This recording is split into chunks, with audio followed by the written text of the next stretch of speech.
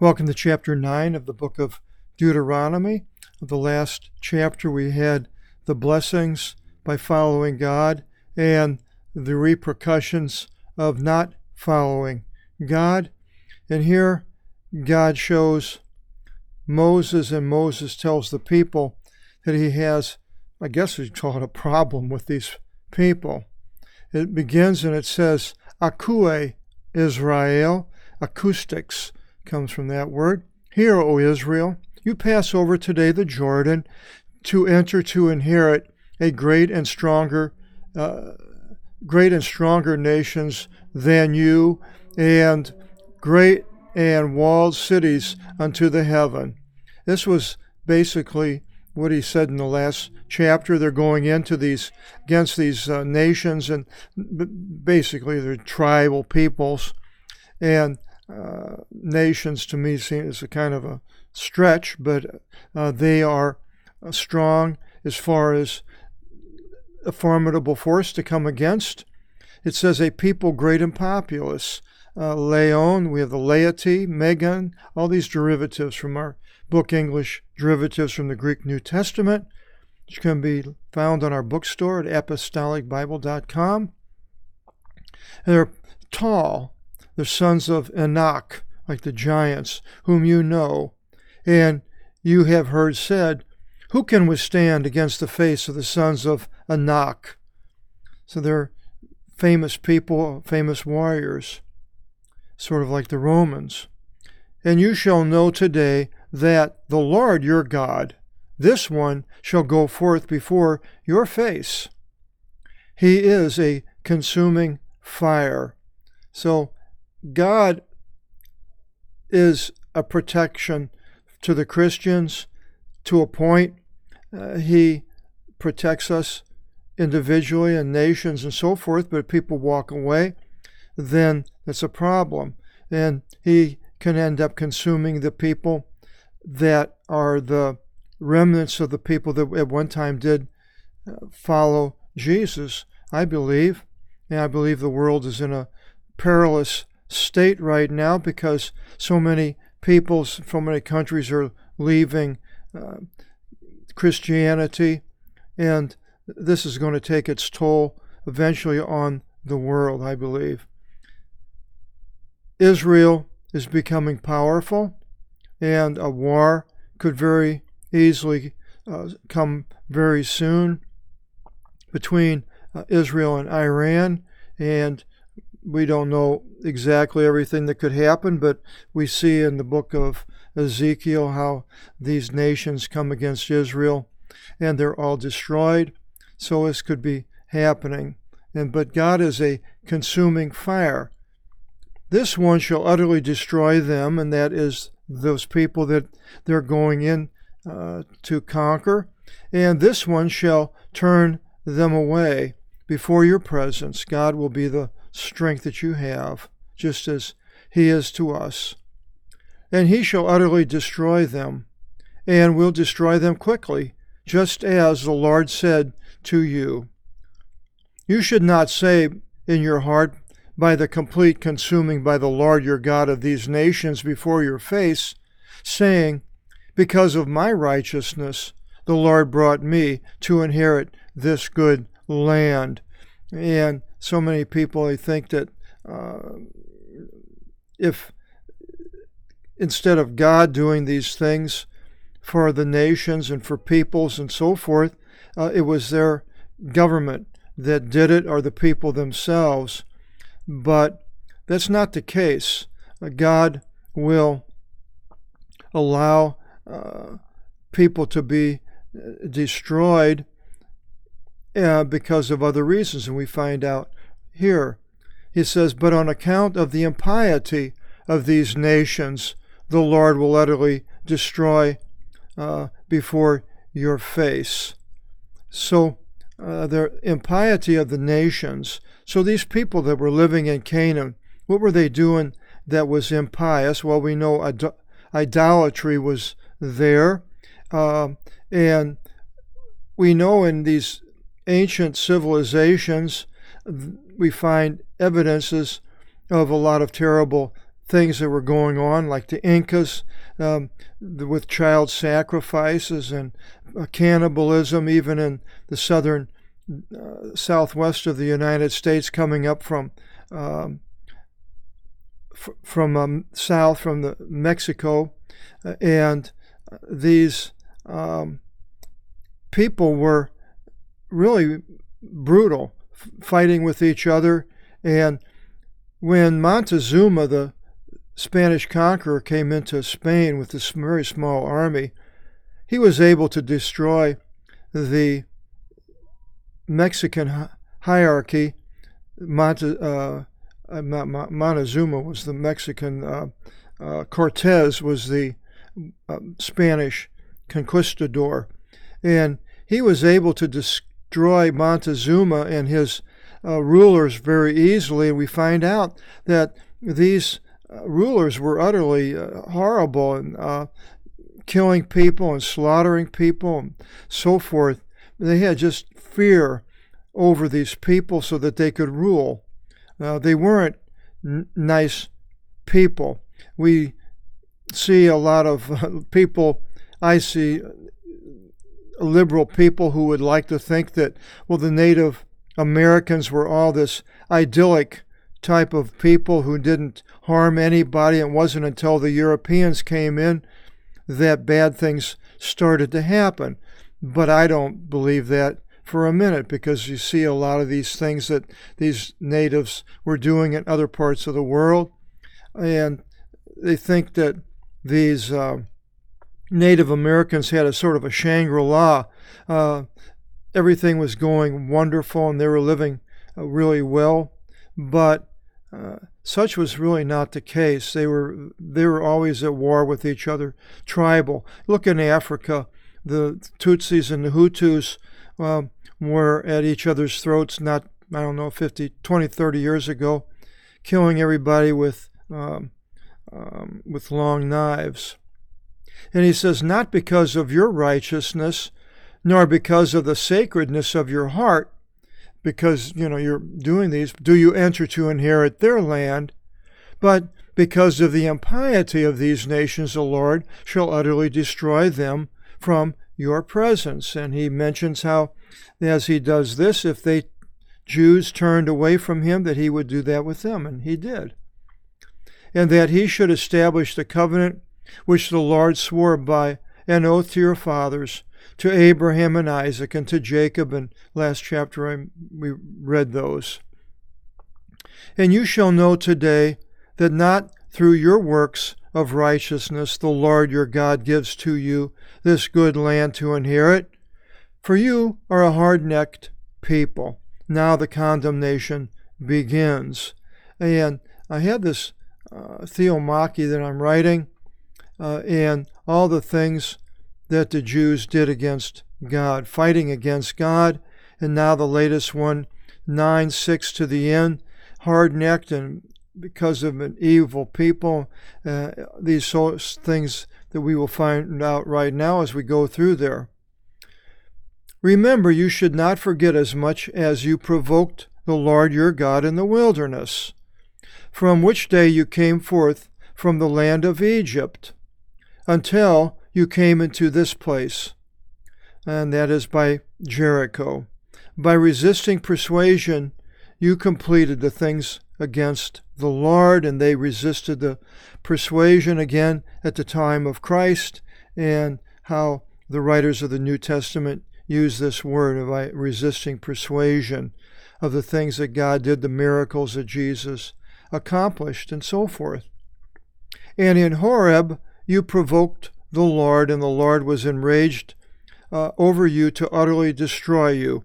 And Horeb was the area around Mount Sinai. Mount Sinai was just one spot in Horeb. Like I mentioned before, Horeb could be like a state, Rhode Island, and the Providence is the capital. So it could be like Horeb, and then Mount Sinai was where all these things took place, basically. And on my ascending into the mountain, that's Mount Sinai, to take the tablets of stone, tablets of covenant, of which the Lord ordained for you, and that's the covenant not the same as the one with Abraham, but a different covenant, and it was on these stones and in the scrolls that Moses wrote down. And I was occupied in the mountain 40 days and 40 nights, and I did not eat bread, and I did not drink water, as Christ also, when he went into the wilderness and was tempted by Satan, and didn't without eating and drinking the water. And same with Moses here. And the Lord gave to me the 2 tablets of stone, being written by the finger of God. Boy, can you imagine holding a stone that God actually wrote on this? I don't know how he wrote it. If it was like a laser, I'm thinking, or he chiseled it or just scribbled on it and it became writing. We don't know, but I can't think of anything more blessed than a person to be able to actually hold something that was written by God himself. And upon them, the plates, the 2 tablets, he had written all the words of which the Lord spoke to you in the mountain from out of the midst of the fire in the day of the assembly. Now, if it was way more than the 10 commandments, is conjecture here. Probably it sounds like it's more. But in other places, I believe it just talks about the 10 commandments. And it came to pass through 40 days and 40 nights that the Lord gave to me the 2 tablets of stone, tablets of covenant for these people. And the Lord said to me, Arise, go down quickly from here, for your people, acted lawlessly, of whom you led out from out of the land of Egypt. They violated quickly from out of the way of which you gave charge to them. They made to themselves a molten casting. So God is writing all these things for them to do, and already they are walking away from God, going into idolatry, making a molten casting of the calves. And the Lord said to me, saying, I have spoken to you once and twice, saying, I have seen this people. So twice he wanted to destroy them. And behold, it is a hard-necked people. Allow me to utterly destroy them, and I will wipe their name from beneath the heaven. So the Jews think that there's somebody really great chosen. Well, they were chosen to be destroyed by God here twice. And if a person thinks because he's a Christian in a Christian country that this gives him a free ticket to heaven, think again, because it might not. Just because you're born in a Christian country and you say you're a Christian, if you don't live the way Christ would have you to live, then destruction could very well be in store, as God here wanted to destroy these Jews.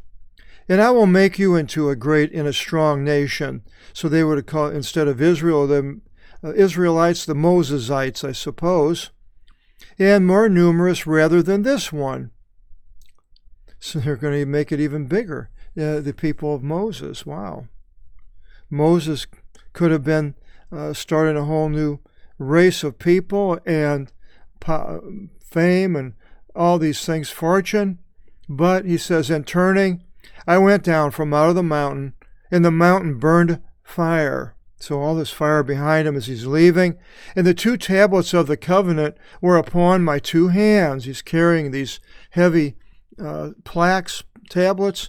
And seeing that you sinned before the Lord your God, and made to yourself a calf, molten image, and transgressed quickly from out of the way which the Lord gave charge to you, only 40 days, that taking hold of the 2 tablets, duo, comes from that, I tossed them from my 2 hands, and I broke them before you. Thus the 10 commandments were broken, and this is what people, pictures you see of him holding these 10 commandments and dropping them, and they're breaking the commandments. And I beseech before the Lord a second time. Deuteronomy comes from that word there, the second law, which we're in, the name of this book. I beseech before the Lord a second time, as also even formerly. In 40 days and 40 nights, bread I did not eat, and water I did not drink, on account of all your sins which you sinned, to do the wicked thing before the Lord God, to provoke him. So here he's blaming them, and rightfully so, and not as before when he struck the rock, when God told him to speak to the rock, and then he yelled at the people. But here he did the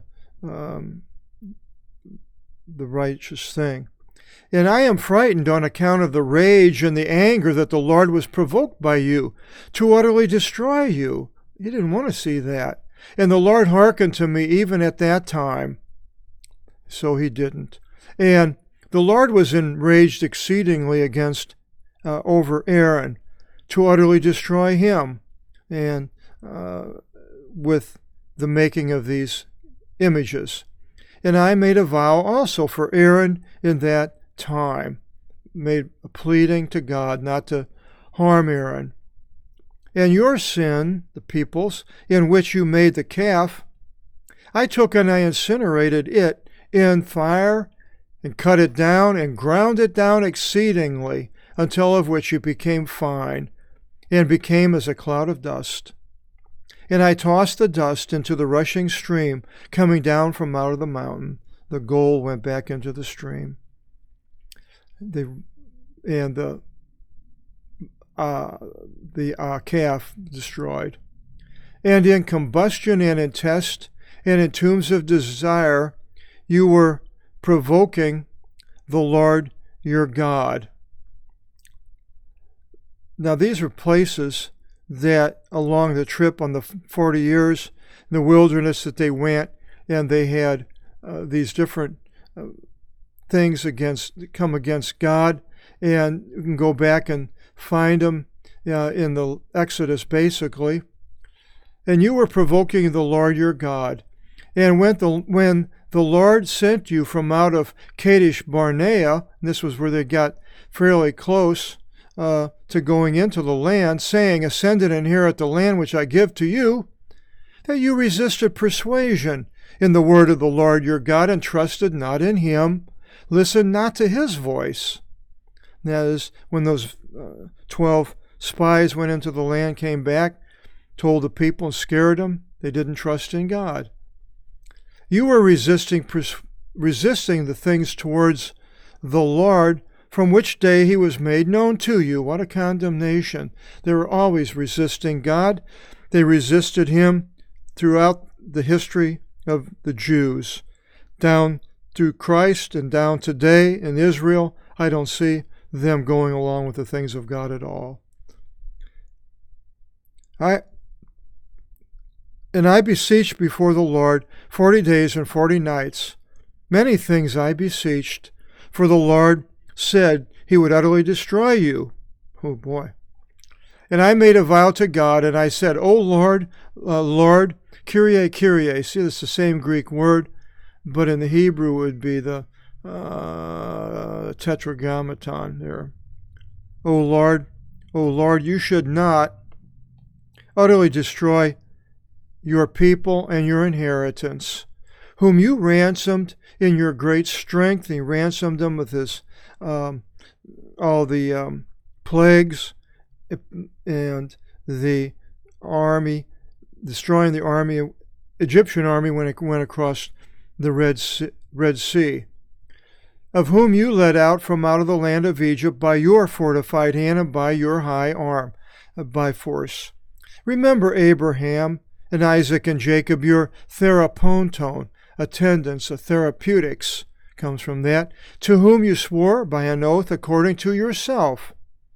You should not look upon the hardness of this people and upon their acts of impiety and their sins, and not to look at these things. And we have the prophets who came, try to talk the people out of doing these evil things against God, warning them of the repercussions that would happen to them if they did do these things throughout all the kings until they were destroyed by Nebuchadnezzar, and then even down to the time of Jesus and the acts of impiety against the Son of God. And so you shouldn't look upon them. Jesus said that forgive them, for they know not what they do.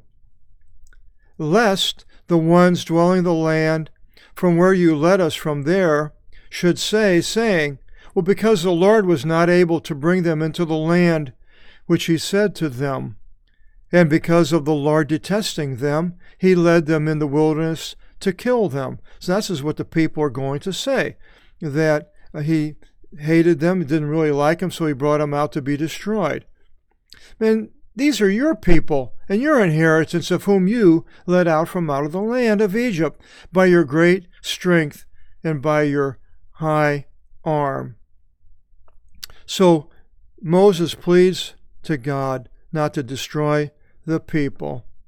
So now we continue in his talking about what happened 40 years earlier at Mount Sinai, and we go into the second set of tablets in chapter 10. I hope you'll join us in the next chapter. Until then, God bless.